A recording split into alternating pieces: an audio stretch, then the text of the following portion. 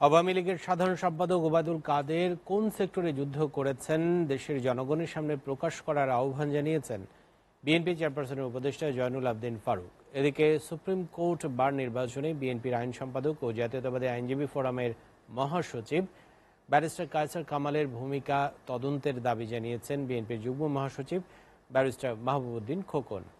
রাজধানীতে আলাদা অনুষ্ঠানে এসব কথা বলেন তারা। এদিকে ২৬ এপ্রিল ঢাকা মহানগর দক্ষিণ বিএনপি আয়োজিত সমাবেশ প্রচণ্ড তাপমাত্রার কারণে স্থগিত করা হয়েছে। আব্দুল আহাদের প্রতিবেদন। জাতীয় প্রেস ক্লাবের সামনে ভারতীয় পণ্য বর্জন ও তত্ত্বাবধায়ক সরকারের দাবিতে মানববন্ধনের আয়োজন করে জাতীয়তাবাদী নবীন দল। এতে অংশ নিয়ে বিএনপি চেয়ারপারসনের উপদেষ্টা জয়নুল আবদিন ফারুক বলেন, দমন নিপীড়ন করে বিএনপিকে কখনো নিশ্চিহ্ন করা যাবে না।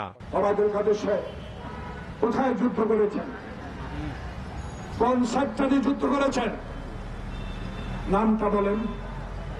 আর আমাকে প্রশ্ন করেন, আমার দলের মেজর হাফিজকে প্রশ্ন করেন। আপনি বড় দলের সাধারণ সম্পাদক, কিন্তু কথাবার্তাটা বড় দলের সাধারণ সম্পাদকের মতোই বলা।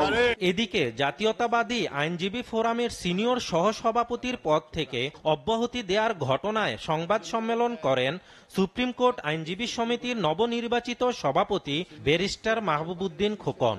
এবং দীর্ঘদিন থেকে আমি জাতীয় আইনজীবী ফোরামের সংগঠন হিসেবে কাজ করে আসছি। তিনি অভিযোগ করেন, সরকারের এজেন্ট হিসেবে কাজ করছে ব্যারিস্টার কাউসার কামাল।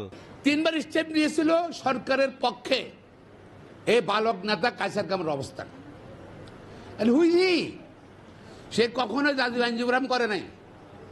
এসে নেতা কে ভোট বর্জন করতে পারে বা রেজাল্ট বর্জন করতে পারে, ভোট করে ভোট অ্যাকসেপ্ট করে গণনা বর্জন করা। সংবাদ সম্মেলনে তিনি দাবি করেন, বিএনপির শীর্ষ নেতৃত্বের নির্দেশে সুপ্রিম কোর্ট বার নির্বাচনে অংশ নিয়েছেন তিনি। তারেক রহমান আমাদের নামিয়েছে নির্বাচনে, জনাব তারেক রহমান। উনি তো কিছু বলেনি, উনি কি বলছে আমাদেরকে ভোট গণনায় যাও না। আব্দুল আহাদ, এসটিভি, ঢাকা।